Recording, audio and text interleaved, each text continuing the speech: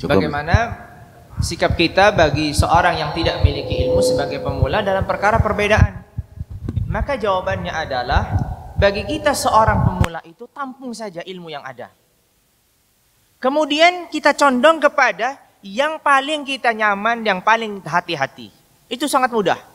Lalu setelah kita dapatkan perdebatan yang ada, ya sudah cukup. Yang penting kita sudah dapat ilmunya dengan perdebatan yang ada, kemudian kita tidak ikut ribut dalam perdebatan yang ada.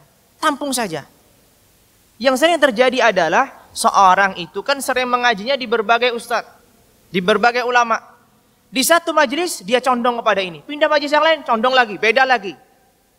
Tidak mengapa kalau itu adalah tingkatan ilmu, tahapan dalam menuntut ilmu. Tapi jangan sampai baru duduk satu majelis diterapkan ikut komentar, pindah ke majelis lain diterapkan ikut komentar, pindah majelis lain diterapkan ikut komentar. Dan setiap penerapan dan setiap ilmunya berbeda-beda. Akhirnya orang apa? Terombang-ambing, tidak jelas. Cukuplah seseorang itu ketika belajar sebagai pemula tampung saja. Tapi kemudian kita punya filter, apa yang harus kita kerjakan? Setidaknya saya ingin mengerjakan yang paling hati-hati. Kalau dia tidak punya filter, misalkan dia tidak tahu dalilnya, tidak tahu, kerjakan yang paling hati-hati. Misalkan ada satu mengatakan ini hukumnya wajib, ini hukumnya sunnah, ya saya akan menjaganya. Menjalankan yang wajib. Sekalipun dia tidak meyakini yang wajib, tapi setidaknya saya menjaganya. Ada yang mengatakan ini hukumnya haram, ini hukumnya mubah. Misalkan dia lebih terjaga, oh saya lebih terjaga, saya meninggalkannya. Dan seterusnya. Mudah sekali. Mudah sekali.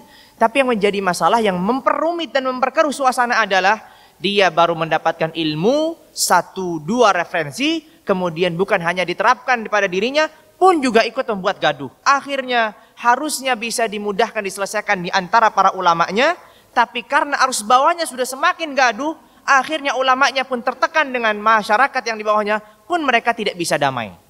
Seringkali perdamaian di kalangan para ustadz, para ulama yang mereka berselisih, itu terhalangi bukan karena keilmuan mereka, tapi terhalangi karena demi menjaga masyarakat di bawah. Yang sudah saling gontok-gontokan, sudah saling berdebat, sudah nggak bisa didamaikan. Nanti kalau dia nyebrang, ya sudah dia akan ditinggalkan. Demi menjaga itu akhirnya apa? Tidak terjadi perdamaian. Berarti akhirnya kita orang awam ini mengorbankan ulama. Yang mereka harusnya bisa berdamai. Tapi karena semangat kita yang berlebihan, kita kemudian ribut, akhirnya terjadi permasalahan.